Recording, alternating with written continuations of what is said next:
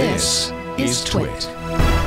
Somebody sent me a tweet from Jason Kint, probably Simon Zarafa. So thank you, Simon, if it was you. I didn't make a note of who forwarded it to me, so I'm sorry if it was somebody else, not Simon, but thank you anyway. So Jason tweeted, seriously, drop Chrome, download latest version of Firefox called Quantum, and turn on tracking protection in the settings. Tracking protection will also help mitigate ad fraud, and Jason writes, it's Google's Achilles heel. So I thought, okay, what? So I did some digging, and this is a little interesting. Okay, first of all, that chart you're showing is, needs to be treated with some skepticism. It's Mozilla's chart. However, if it's to be believed, it shows that Chrome average page load time per browser was 7.7 seconds. Chrome Incognito didn't change, 7.7. Firefox Quantum normal mode was a little touch faster at 7.3 seconds. But turn on private browsing with Firefox Quantum, and it drops by more than 50%, to less than 50%, to 3.2 seconds. I also wanted to take a moment to note that I heard Andy in last week's Mac Break Weekly give a shout out. Surprisingly, he was jumping up and down, and I think other TWiT hosts or people on the network in general. It's more than just me noting, holy crap, Quantum is really fast. In fact, you, Leo, I think had noted that the latest Firefox browser, Quantum, was a so-called quantum leap forward in performance. But I got a kick out of hearing Andy saying, wow, he's running them side by side, and his measure is where does he generally end up opening new tabs or something. Right, he had sort of a but you heuristic. Get even more benefit if you turn on tracking protection. That's a huge, apparently, difference. Yes. Yeah. And so what Mozilla wrote was that most browser performance benchmarks focus on the use of a regular browsing mode. But what about private browsing? Given that private browsing use is so common, and they linked to a DuckDuckGo private browsing PDF, which has some interesting stats in it. It's like for people there are a lot of people who've never heard of it, don't know what it is, so obviously never use it.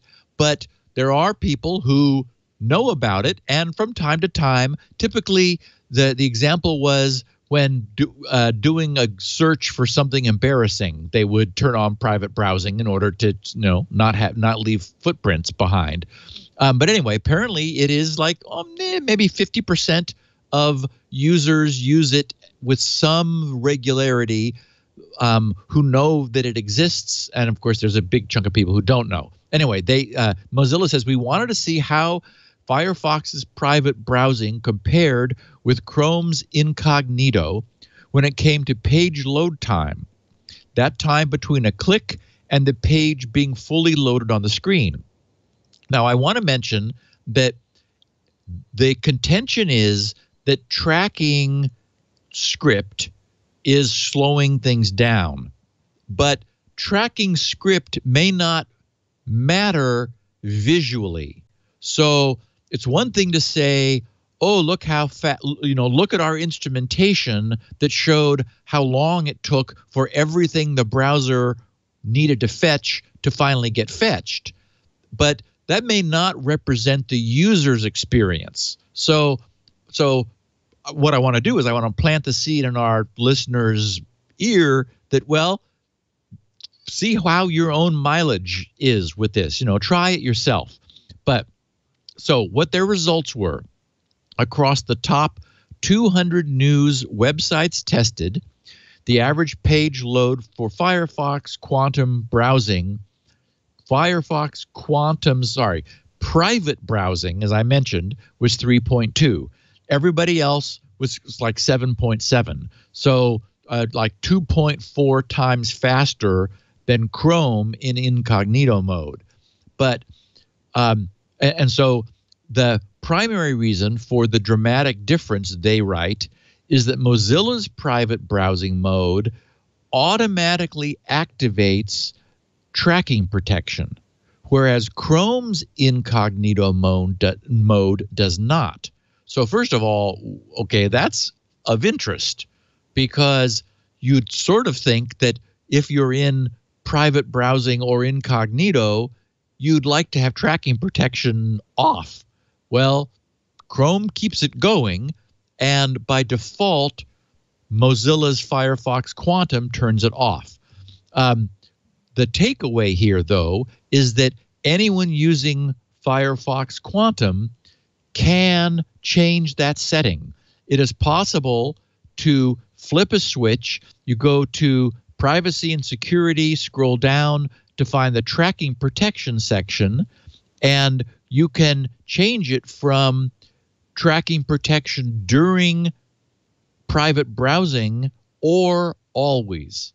And so this what they're asserting is that you could probably, with Firefox Quantum, obtain the benefit of that speed.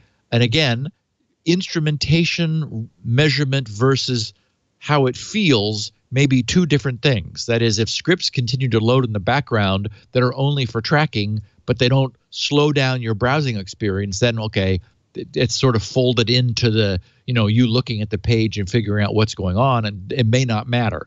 But I wanted to let our listeners know that tracking protection can be set to always, and certainly lower your bandwidth consumption, apparently significantly. Maybe you'll see an increase in performance.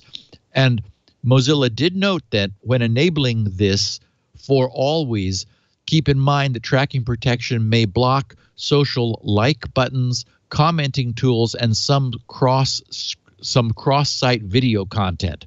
So you may find a bit of a compatibility problem, and probably if you're already running with uBlock Origin enabled by default, it's probably already doing a lot of this speed up, and there you have the ability, as we've discussed, of disabling it on a per site basis, or if something seems broken on the page, you can try turning it off, and maybe things will go better. But what we have seen is that, unfortunately, the trackings, and think about what that means in terms of speed.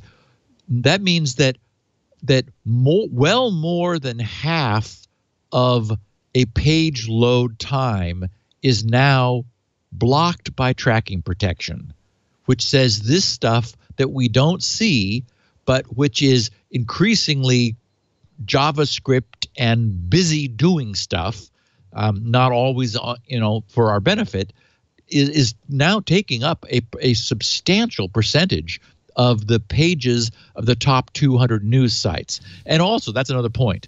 It might be that represents top 200 news sites could be a bit of a skew from where we normally go.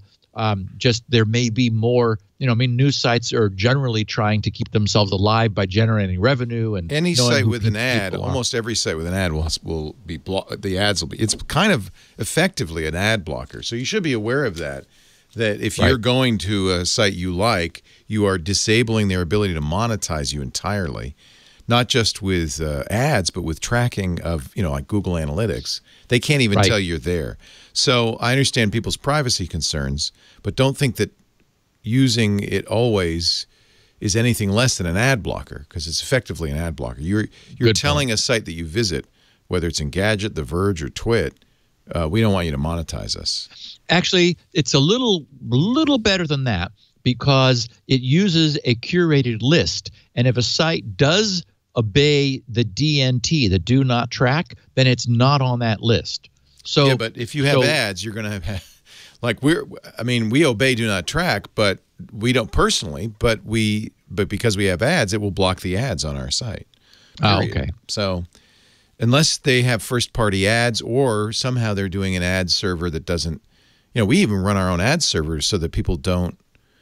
I mean, we do everything we can to protect people's privacy, and you still block the ads on our site. So, I don't. You're basically saying no. I don't want to give you any money. So it's something to be aware of. Yeah. Well, and as we've discussed, sites are increasingly detecting that and saying, hey, you know, we need to be able to show you ads in order to support ourselves. Right. You know, please consider allowing the ads to come through so we can make some money and stay on the air. Maybe people will disable their ad blocker, but if they have tracking protection on, they're not changing it. I think that's part of the problem I have is that you're doing ad blocking without knowing it. Yeah, good point. Yeah.